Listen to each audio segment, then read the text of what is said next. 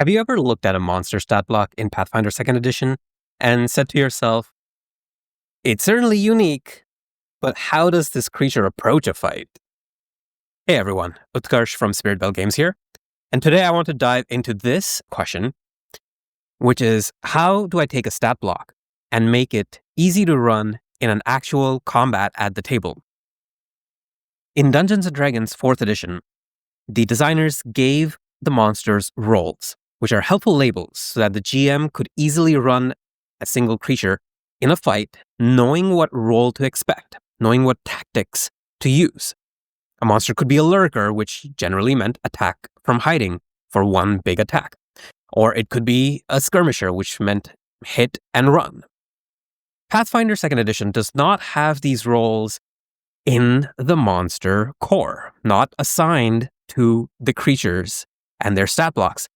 But it actually does have these roles in the GM core, in the section where the GM core teaches you how to build monsters. And in that section, they have base roadmaps for a sniper template or for a brute template. And so this brings us to the second, and maybe the more interesting question of today's video, is if the designers are already using these roles to design the creatures, why not put them in the stat block? All right, so let's try and answer these questions with an example stat block. Let's take the Jungle Drake here as our example and dive into it. It's a fairly hefty stat block, not the biggest, but also not one of the smaller ones. It's also a stat block that I had become intimately familiar with when I was designing the second Warden's Hunt. So it's a good example for us. It has a whole bunch of abilities, and we want to go from these abilities to perhaps a role that makes it easy to run in combat. And let's see if we have any trouble doing so. Now, before we dive in, let me list out the roles that I'm considering for this creature. And these are mostly taken from D&D 4th Edition, as they seem to have also inspired a bunch of design in Pathfinder. There's artillery, monsters that attack from range to deal damage.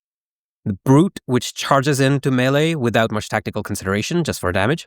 Controllers, that I'm defining here as creatures that control the battlefield and debuff or weaken enemies from range.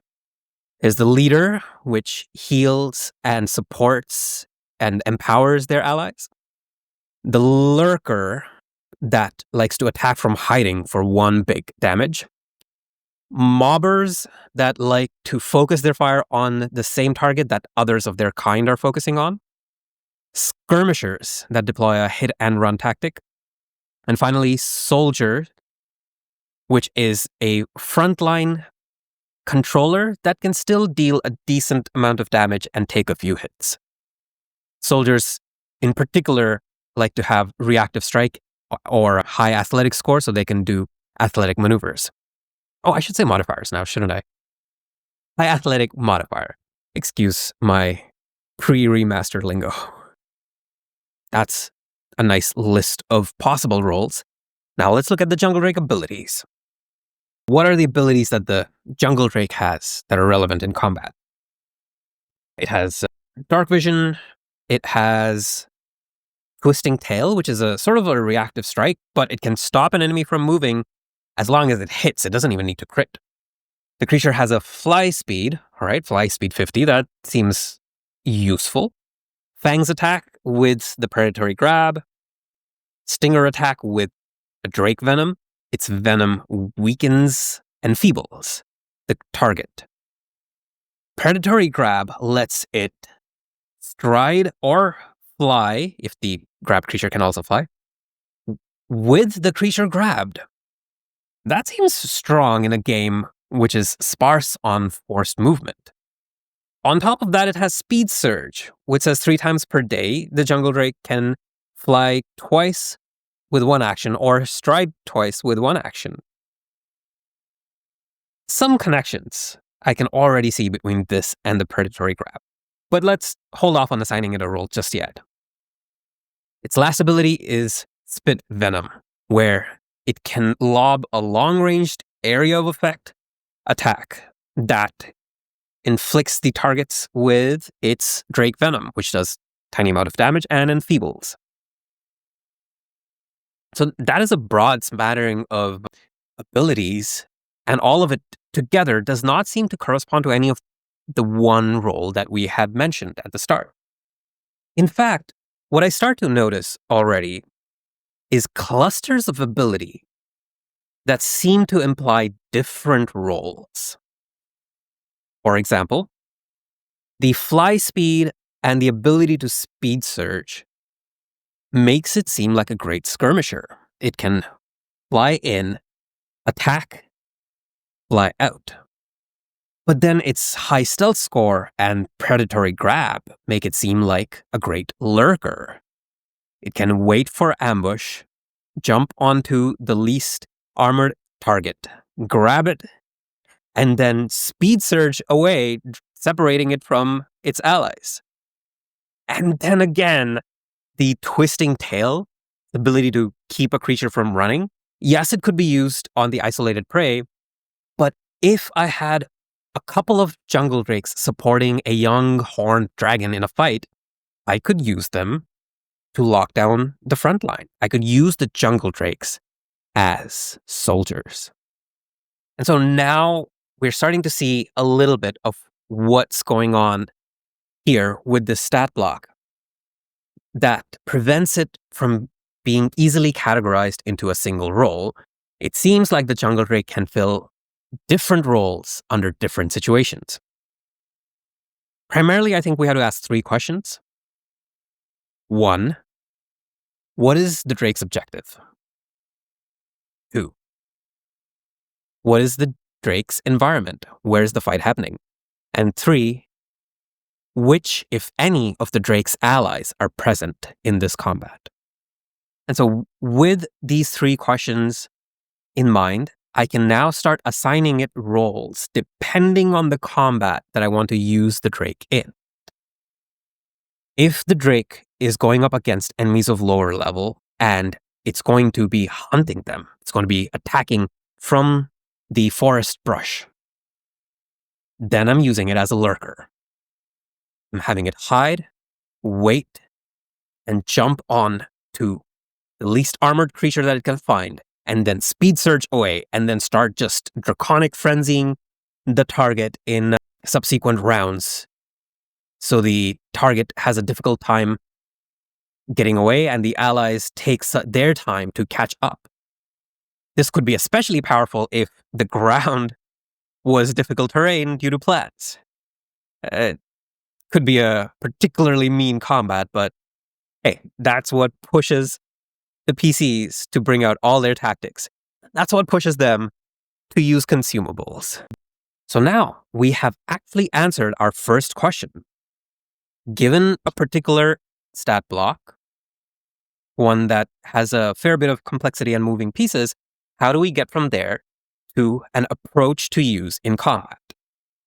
First, we study the stat block and its abilities and cluster them around specific roles. Then we look at the exact combat we are running. We look at the environment, the goals of the creature, and the allies it may or may not have. And then we assign a role for the creature to play in that combat. You can, of course, run the creature free form, but having a battle plan in mind makes it easier to focus on the creature's intentions.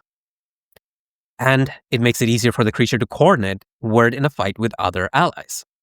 For example, if there's a young green horned dragon and 2 jungle drakes that are supporting it, I could use the jungle drakes as soldiers, creatures that go up to the player characters, and control the front line using their twisting tail, using their predatory grab, holding the player characters in place so the dragon can unleash a powerful breath attack.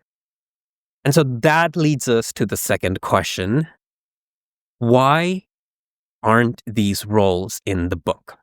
I understand why each monster is not assigned a single role, because the monsters are complicated and they can fulfill multiple roles. All right, fine. But it's not like there's no design intention coming through here, I look at the stat block and I can assign it 3 different roles. I look at the forest role, and there's only one role that I can assign it, which is brute. It does seem like the stat blocks themselves are amenable to taking on one or more roles, but the roles have not been assigned. Why? While I don't have a clear answer to this question, I think about the objections some people have to 4th edition's lack of design obfuscation, or as I would call it, design clarity, which makes them feel that the world is less real, and it makes them feel like the world is more video gaming, and it makes them feel restricted.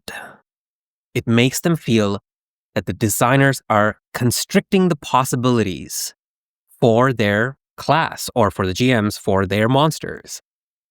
And I'm empathetic to this argument. I have seen designers' tweets or posts on social media be taken as word of God, be taken as a clear design intentions, rules as written, some might say, though most people call it just rules as intended. And people take that and run their games accordingly. So if something like that was to be put in the official book, I can see for some people why that would be restricting, why it would feel like, oh, I'm only supposed to run it in this way. And I can also see why it might appear video gamey. Now, I love Pathfinder 2nd Edition because it knows that its combat is a game. It balances the rules accordingly. It makes the system interesting as a game instead of asking you to treat combat as war, because you can find some real fun teamwork and engagement within the combat system. So for me, it is a little bit disappointing that these roles do not exist in the book, because for me, like, I am okay with my tabletop role-playing game being a game. But that is not everyone. There are people who consider tabletop role-playing games to be so different from video games or board games that bringing in explicit board games or video game design feels like tainting the medium, tainting the purity of the simulation.